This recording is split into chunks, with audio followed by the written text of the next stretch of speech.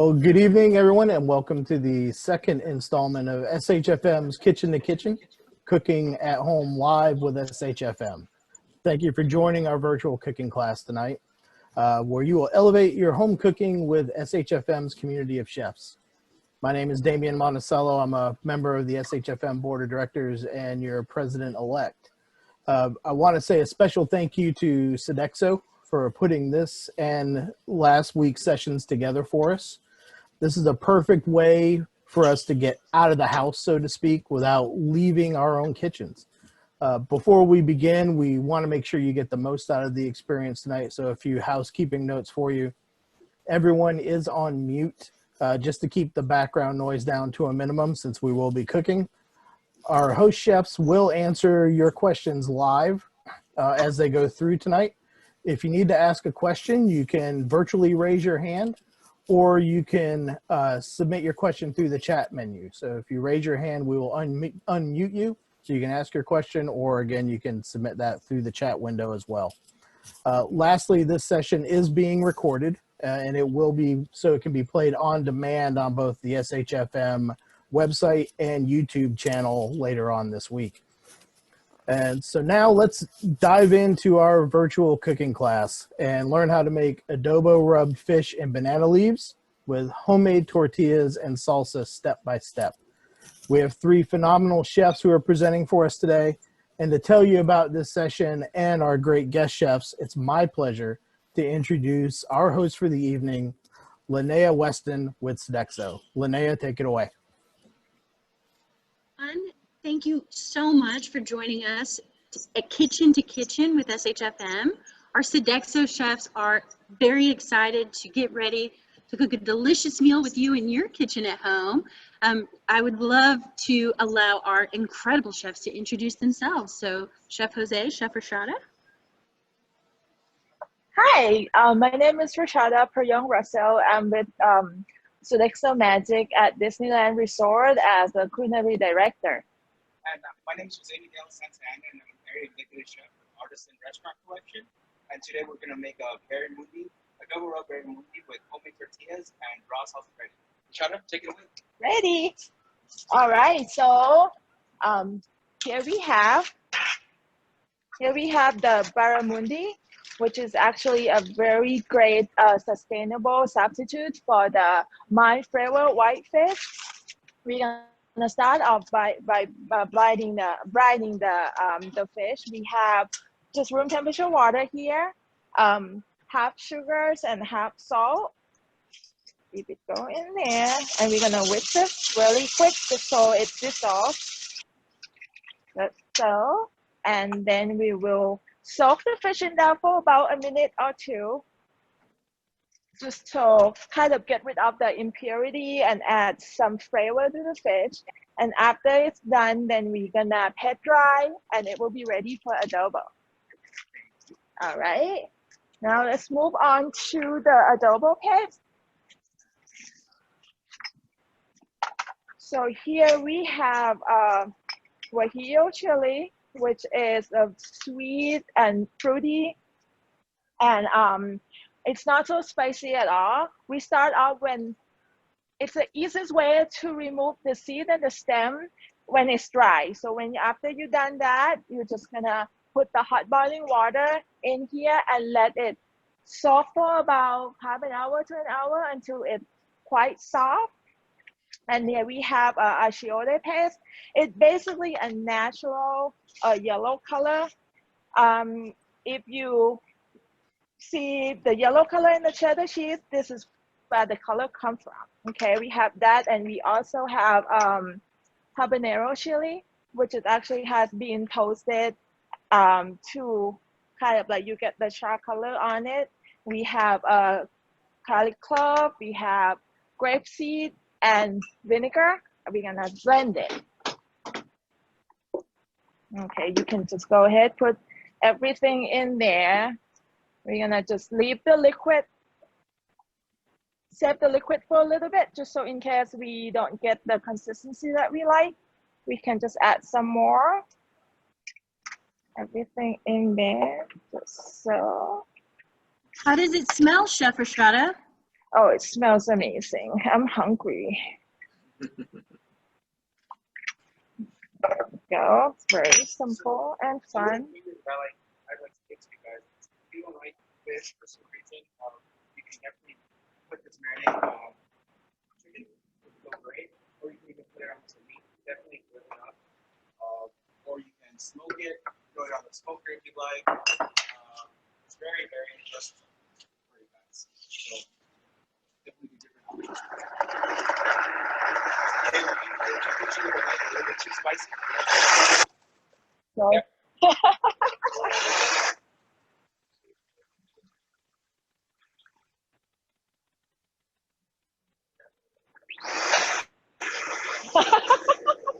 I'm just messing with you.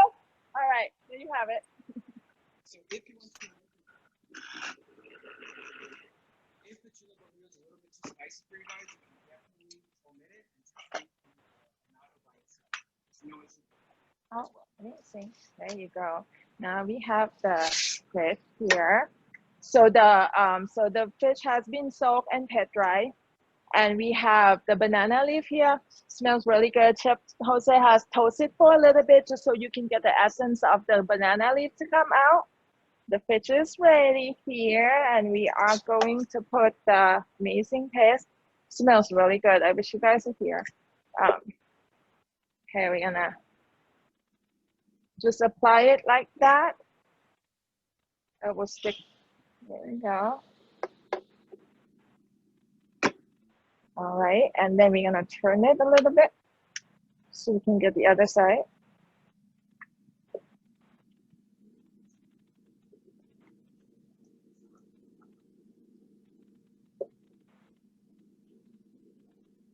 Okay, and we're gonna wrap it up. Let's try one more. That's such a beautiful color together, Chef. Thank you. Do you get the color from the achiote paste? And it's not spicy at all. I mean the achiote paste. And then if you don't like spicy, you can also skip the habanero, or you can replace it with anything, any other chili of your preference. Okay. And you have it, and we will wrap it, and we're gonna put it in the oven for 400 degrees, about 10 to 15 minutes, or until the internal temperature is at about 145.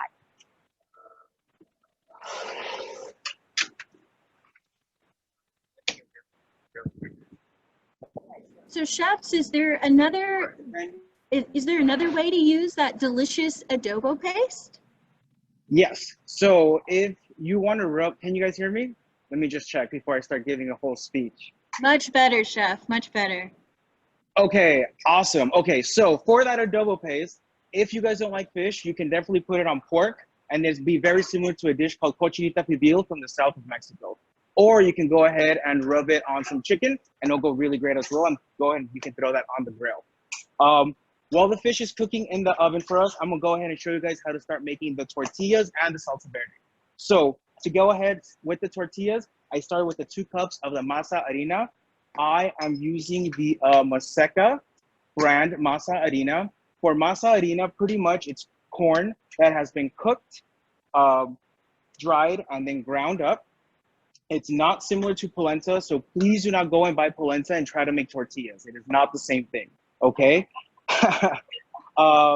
I'm gonna add my lemon juice to it. I have 2 ounces of lemon juice. I'm gonna add a little bit of salt just to help bring out the flavor. And then I have really, really hot water in here. So the hot water is really gonna help bring this together. So you wanna start mixing. I hope you guys can see this really well. Let me know if I need to adjust my camera angle. See how it's coming together? You wanna work it so it just comes together. And you're gonna need about 2 cups of water or so to bring this dough together. And nothing really compares to fresh corn tortillas, you know? I always remember my grandma and my mom making the tortillas at home. And when you go to the supermarket, it never really compares, you know? So I'm always always making tortillas at home. We almost never buy them. It's really important, and nothing compares, you know? A lot of people love fresh bread. I always love eating fresh tortillas. So we're gonna go ahead and mix it until it comes together. See how it's a nice little ball, like this? Yeah, What you does see, it feel Rachada? like in your hand, Chef? So Does it feel like I think the best way Play-Doh? to describe it, yeah, exactly. You took the words right out of my mouth, and it's like we worked Sorry. together before. So you want it to feel like Play-Doh, right? If it's a little too wet, you can always go ahead and add a little bit more mozzarella. If it's a little too dry, always go ahead and add some water. So now that we have our nice little ball, we want to rip out little pieces that are the size of a walnut, and we're going to make a few little balls and throw them right back in our bowl. And we're going to want to let the masa rest for a little bit. I would say we want to let it rest 10 to 15 minutes, and that way it finishes hydrating and kind of lets the flavors melt together. So now that I have a few of these little balls, I'm going to go ahead and put it away, and I'm going to show you guys how to make our salsa verde. A So, good Chef Jose? little tip. Yes, Linnea? We have a wonderful question from one of our audience members who wants to know if the brand of masa makes a difference in your tortilla. So I always use maseca. I think maseca is pretty much widely used for a lot of Latin American cooking. You can also buy a Bob's Red Mill. That's available at Whole Foods if you don't have a Latin American market close to you. I hope that answers your question. A good little tip when you're putting away your masa, you want to have a damp towel over it so it doesn't dry out your masa. So you want to kind of do this and you want to put it away. So I'm going to put this away and I'm going to get started with our salsa verde. So for our salsa verde, these are going to be our ingredients. Really simple salsa verde. It's one of the most common salsas that I eat at home and one of the first ones that my mom taught me how to make. So it's really dear to my heart. It's going to be really simple. It has tomatillos. So if you guys have never used a tomatillo before, it kind of looks like this. It comes with a little husk on the outside. When you're looking for tomatillos, you want to make sure the husk is all the way around and it's nice and tight on it. And this is what a perfect tomatillo should look like. Nice, bright green, has a tight husk around it. See? So we're going to take our tomatillos. This is what it looks like once you peel it. And you kind of just want to rough chop it because the blender is going to do all the work for us today. Take that, chop it up. And we're going to take all of our tomatillos. We're going to take a quarter of a white onion, just a really basic onion. Go ahead and we'll rough chop that as well. A funny story is that a lot of families have a different salsa verde recipe, and we have a few actually in our family, but this raw one, I figured is an easy one for me to show you guys because it's all raw. You really don't have to cook any ingredients and it has a lot of flavor. We're gonna take about a quarter of a bunch of cilantro. I love cilantro. It's one of my favorite herbs to use all the time. It packs a lot of flavor. We're gonna take 1 clove of garlic, peeled it this morning. And then I love chile serranos. I love chile serranos. They provide a lot of flavor. I like them a little more than jalapenos. This is what a jalapeno looks like. And then we saw what Rachada used at habanero. I'm gonna touch base really quick on chilies. I'm not gonna preach about it, but the chili charge, right? So pretty much the smaller the chili gets, normally the hotter it gets. So this is a chile poblano, really big, really fruity in flavor. Jalapeno gets a little smaller. Still fruity in flavor, but a little spicier. We have the serrano that we're using today. So much smaller, hotter, much hotter. Then we get a habanero, different color, very spicy. So as the chilies get smaller, much spicier. So you can use any one of those chili in the recipe. Yes. So I know you guys can't hear Rachada, but what she said, you can use any of these in your recipe to make the salsa. I like the serranos because it provides a lot of flavor and a good heat level. You can definitely use a jalapeno. You can even use a poblano in here. If you don't want any chili in there, go ahead and don't do any chili. I'm gonna throw two of the serranos in there, and then I like throwing in the avocado. An avocado provides creaminess. It provides a nice fattiness for our salsa. And then a good trick, use a towel, put it right under to take the pit out, Go ahead, take your pit out, twist, and it comes right out. Beautiful, right? That's really, really safe way of getting your avocado out. Go ahead, throw that away. And then you're gonna take your spoon and go ahead all the way around to pull out the avocado and throw it into your blender. And then, final ingredient, don't forget our salt. You always want to season as you go because it's gonna help bring out all the flavors of our salsa. So, final thing we're gonna do is go ahead and blend this and bring all the flavors together.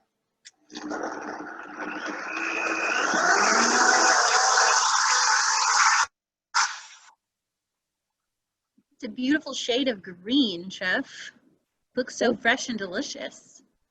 It's gonna pair perfectly with the fish. The fish has a lot of those deep red flavors, and it's gonna be really earthy with the banana leaves. You always wanna taste what you're cooking. It's delicious, just like grandma makes it. I'm gonna go ahead and plate this in a molcajete. And that's gonna be our salsa. So It's Chef gonna pair Jose, beautifully. Yes, Linnea? I happen to have a little insider knowledge and know that your mom might be right next to you. She might be the perfect person to ask to taste test that salsa. Mom, they're asking if you can come taste the salsa. Do you wanna come and taste it and tell me if it's good? No pressure. Come on. Everybody, this is my mom. Her name is Lorena. Go ahead and taste it and tell me if it's good. Yeah. Okay, I got the seal of approval. That's awesome. So a little backstory about that. I don't want to make this all about me, but the reason I wanted to be a chef was because of my mom and grandma. They are awesome cooks, and that's really pushes me to become a chef. Okay, enough about me. Back to the tortillas. So there's our salsa. Show you guys how to make the tortillas. They've been resting now for about 10 or 15 minutes. We have our balls here. This is called a tortilla press. I got this when I was in vacation in Mexico. You can get these at Sur La Table. You can get them at any Mexican market. You can order them on Amazon. They come made out of cast iron, out of regular stainless steel. This is made of wood. I like the wood ones because they're not as heavy and they are a little easier to use. They all function the same. Yes, they all function the same. And pretty much it's just two flat pieces and it's gonna press down the tortilla. I like putting 2 pieces of plastic in between. You can use a zip top bag, you can use a grocery bag, whatever you have on hand. It's really easy to use. What you're going to do is, I'll move this easier for the camera. You're gonna take your little ball of dough, you're gonna put it right in the center, flatten it with your hand, put the piece of plastic over, squish down, press down, see, flattens it, move it over, put it down, squish it down, and that's it. It's super simple to do. And now, if it all works well, you peel it off like that and just lay it right onto a preheated griddle. You can use a griddle pan like I have here. I like using nonstick, just that way we don't have to use any oil on there. If you have a cast iron, you can use a cast iron griddle. You can use an electric griddle. Whatever you have at home is totally fine to use. I'll show you guys how to make another one really quickly. Right, so Rachada had a good question. I don't need to spray this one. It's a non-stick griddle. If you're using a cast iron and your cast iron is seasoned, you don't have to, but if you want to do a little bit of oil on there, that's totally fine and up to you as well. So I'm just going ahead, pressing it on both sides. You see it flattens it down. And now I'm gonna peel it off. So when you're peeling it, you kind of want to lay it on your hand and then peel the dough off. See, it rips a little bit. It's totally fine. It's handmade, right? It's homemade. It's totally okay. So I'm going to start wrapping this up. And Rachada, you want to show us what you're going to do with the fish? Chef Jose, we have a really quick question, and it's actually the same question I was going to... There she is. Chef Jose, we have a real quick question about your tortilla. Chef. What happens if you don't have a tortilla press?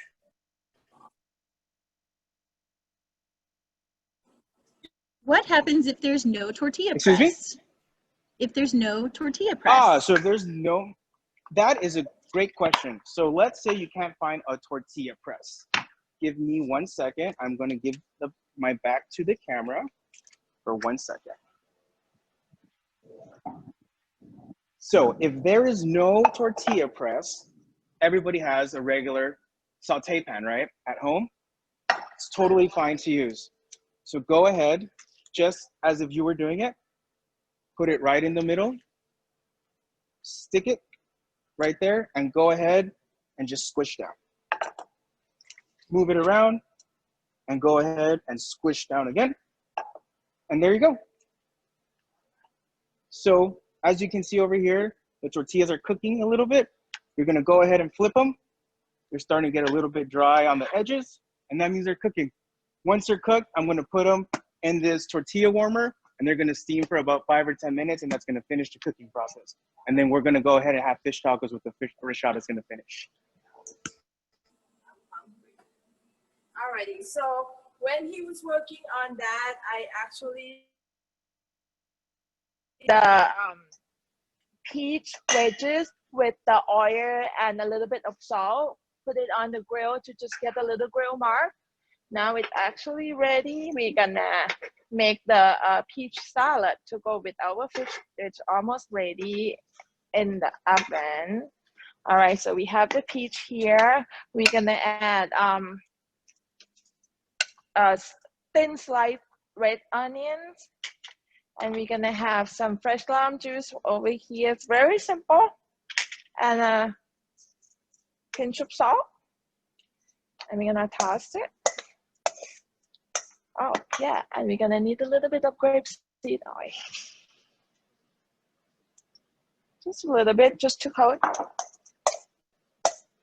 Give it a quick toss. Finish it up with cilantro leaf.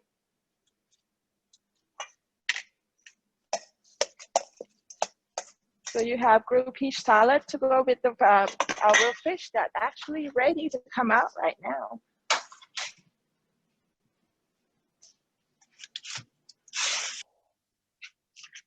There you go. So the fish has been in there for about 10-15 minutes, and you get all this coating, and you can smell the banana leaf and the adobo. So we're gonna go ahead, take it out of the banana leaf, and we're gonna start plating it.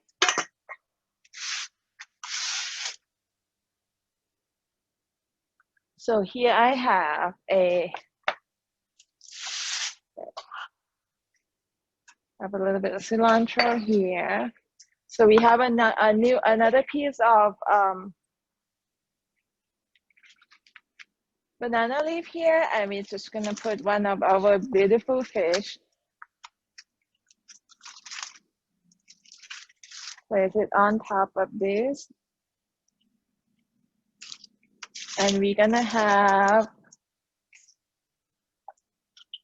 so any garnish you feel like that it's go with. For today, we're gonna have a little bit of chopped cabbage, fresh radish to go on top of here, just so you can see, and some lamb wedges, and then our beautiful peach salad.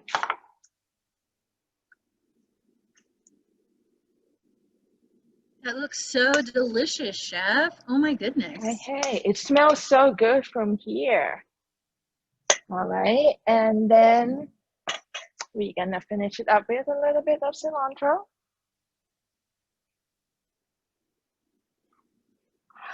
And then we're gonna take it over to complete the dish. If you can see, voila. And now we're gonna head it over to complete our dish.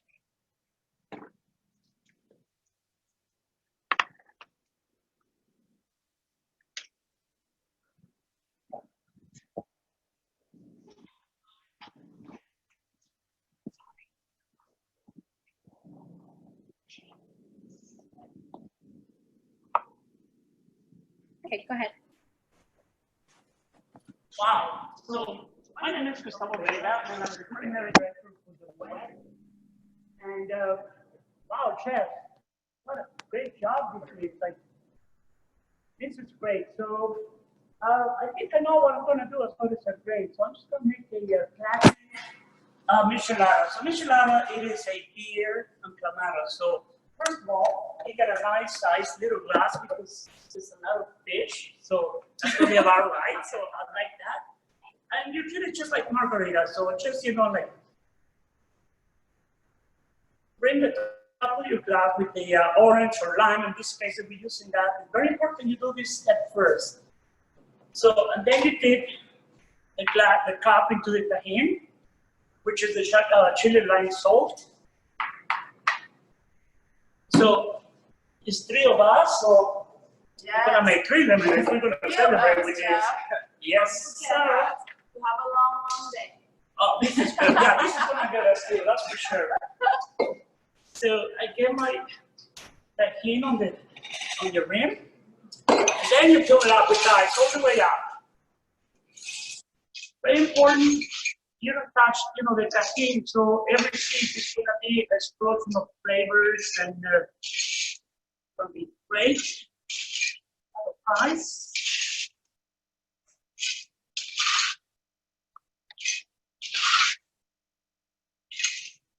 I think the michelada is about 2 parts of beer for 1 part of, you know, tomato. And if you wanted a vegetarian, you can substitute that with the V8 or even just straight tomato juice. And the beer I recommend always is got to be a light beer. So in this case, it's always Modelo, but really any light beer is recommended to use for michelada. And so. I don't use any bottle openers. I use a kitchen bottle openers, which is my kitchen spoon. So very easy. You grab it, you hold it. There you go. So number 2. Fill up the glass. About 3/4. Yeah. A little extra on the A side. little bit extra.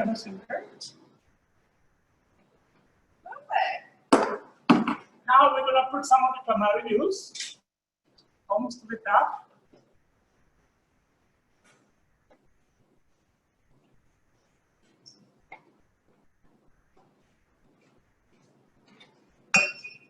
Salsa for a little bit of flavor. You know, I don't measure the salsa. I usually just put, you know, between 6-7 drops, and depends on, you know, how spicy you want it. So you know hot salsa that you prefer? Yes, and it's Cholula works fine. You know, tapatio, and if you can find tapatio, even Tabasco sauce will do it. So there's a lot of choices. Traditionally, in Mexico, we use this Maggi, you know, like you know, sauce. It's very strong, and a lot of people can't tolerate, you know, like the flavor of the chicken in here. So we can use, you know, Worcestershire sauce, which we're more used to it. Although it's got anchovy, so anchovy and chicken legs, but it depends on where you go in Mexico as well. So I'm going to do it with the Worcestershire sauce. So about 7 drops, you know, just to get a little flavor.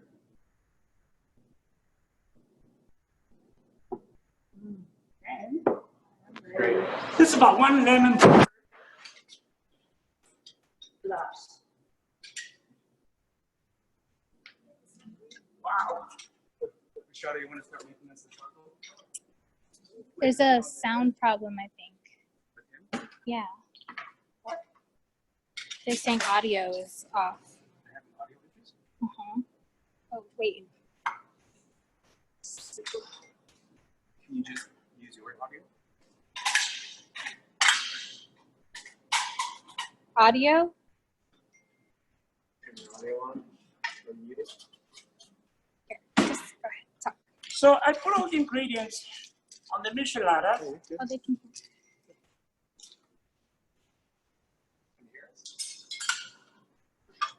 Now I'm just going to garnish it. So, you know, the garnish can be the same. You can use a slice of lemon, lime, and if you have oranges, why not? Just make it, you know, pretty. That works just perfect.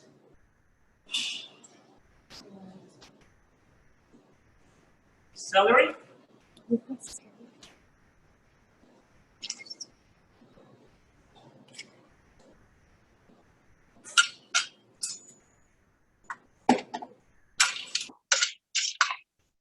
now we're gonna build, you know, the tacos with the fish. You can easily, as you can see, Rachada, she's just breaking it and it's falling apart. It's so good.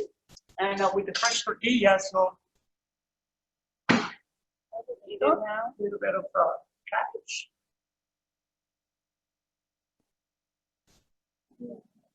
See, on the cabbage, what we did is just put it straight, you know, so we didn't have to marinate the cabbage with anything else because it's a lot of flavor. So just a piece of advice, you know, always play, you know, with the flavor profile. So we got the tajin, which is the chili lime, and then we have the V8, we have clamato. So again, don't overpower you with your food.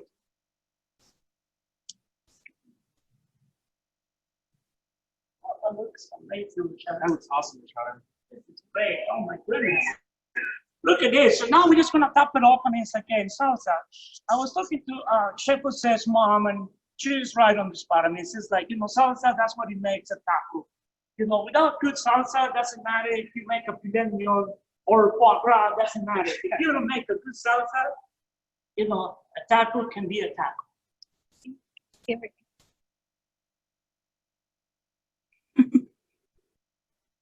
That looks absolutely delicious. Wow, ready. All right, chef. So now we get to do like the fun part. Chef Jose, Chef Rachada, and cheers. Salud. Cheers. There you go.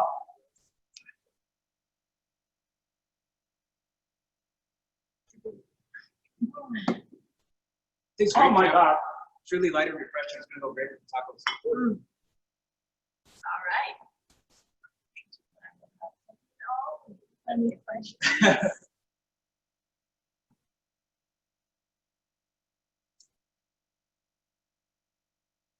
Can't hear anything, so if they have questions or anything else. Chefs, how are your flavors melding together, the drink and the fish taco? Chef Gus, you want to taste the taco? Oh my God, yes I do. I think that's the best part of being a chef. You know, you get the food and you got to go, you chefs, like, get this for me. Oh my God, this is just Why great. not, right? We test the drink. Delicious. My goodness. It's just the spiciness of the salsa. And then, you know, the peaches, you know, so she was grilling the peaches, so the peaches are like in prime right now. I mean, so they're so sweet and that would offset all the heat. And remember what I was talking about the cabbage, you know, so we didn't marinate it, we just put it straight. So that's kind of the balance, you know, for the food. So oftentimes, I mean, we don't think about, you know, building the food instead of just throwing everything in the bowl. So always piece of advice, you build flavors. Chef Gustavo, there's a question from an audience member named Peg. She wants to know if the recipe can be used with other proteins, not just fish. Absolutely, yes. So, you know, if you want to stay on just the cooking of South Mexico, so if you do pork, that's what we call cochinita pibil. And it's exactly the same ingredients that we use for that. One of my favorite recipes is if you rub, you know, the same paste into chicken wings and just throw it on the griddle, and that's just delicious. I mean, and rotisserie style chicken, I mean, it works just fine. So it's basically can go with different type of protein. Yes, almost like every protein. We don't use it much in, you know, like beef and stuff like that because it's a little bit more gamey.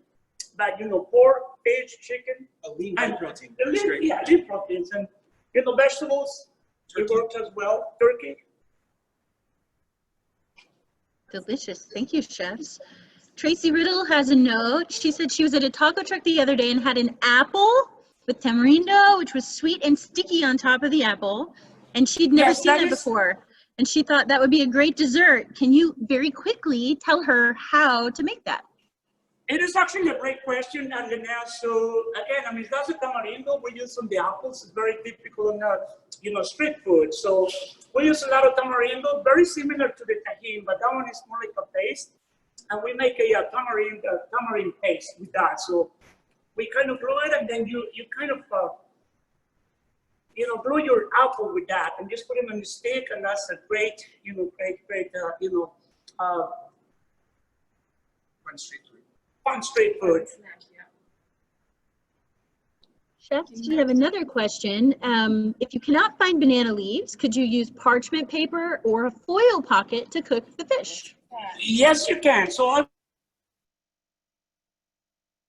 would prefer if you almost like French, term papillote. So again, for the chefs, and if you're not a chef, even if you're not a chef, so you can just grab your parchment paper, fold it almost like an empanada, and you fold it like an empanada of calzone, for those that knows what a calzone is.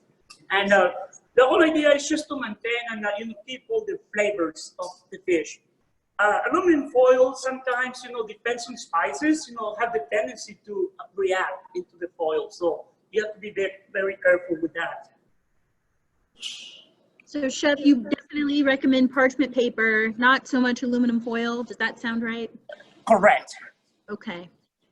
Heard. Yes, Chef.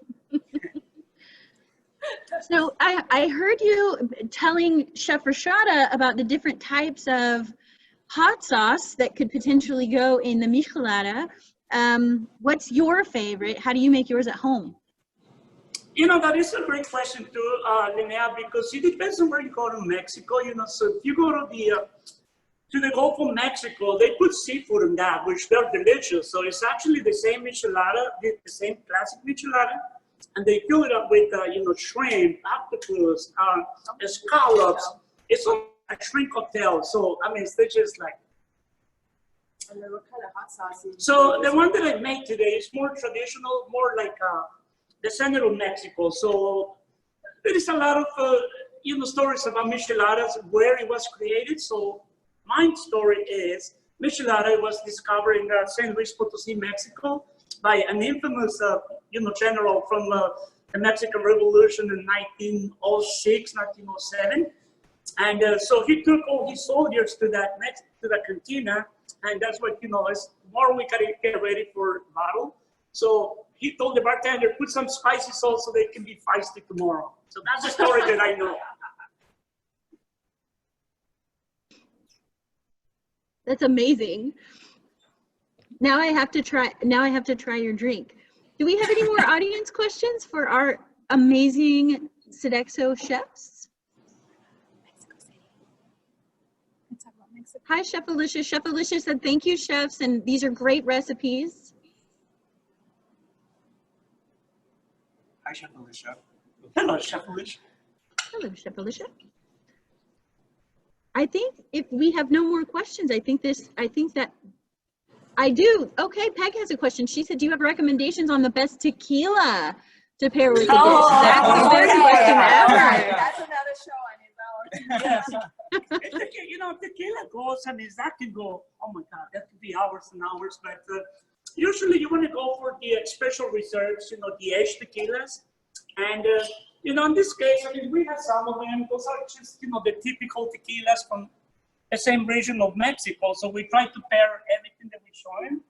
As you can see, Tequila Cuervo is probably the most Common or more familiar common, known. right? Yep. But, it varies also, like this one is aged, and the prices can be like from from $50 to $300.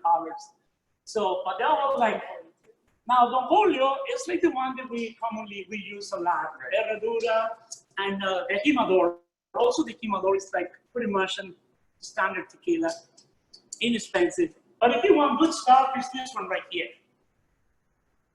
I'll say too, if you like a little more flavor in your tequila and a little unctuous goodness to pair with your food, I think reposado is a good choice. But and tequila is great, but if you really like a really flavorful agave beverage, I would suggest a mezcal. It's a really good option outside of the tequila. Yes. You are correct. Mezcal is nice and smoky. Right. So if you like scotches, mezcal is a good go-to. And you know why it's called mezcal, right? Or No, tell us. it's actually mezcal is the tequila that didn't make the brand to the tequila. So it's still tequila, but it's not recognized as a tequila. It's tequila not made in tequila, Mexico. Right. Pretty much. Oh, just Yep. like champagne. Yes, That's- exactly. I got it. Chef Marilyn Biscotti has an amazing question and an amazing last name. Forgive me for asking, but if you had to buy store-bought tortilla chips, do you have a recommendation for a brand? Which one is the most authentic? If actually, Guerrero, I mean, as far as I'm concerned, they make the best, like store-bought, tortillas. So Guerrero, followed by probably Mission. Yep, that are widely available. They're great. Great question, Marilyn.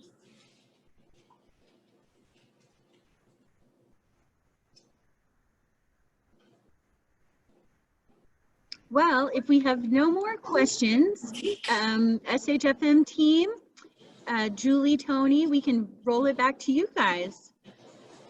Okay, well, great. Thank you, Linnea, and thank you again to our chefs, Rachada, Jose, and Gustavo for an outstanding session.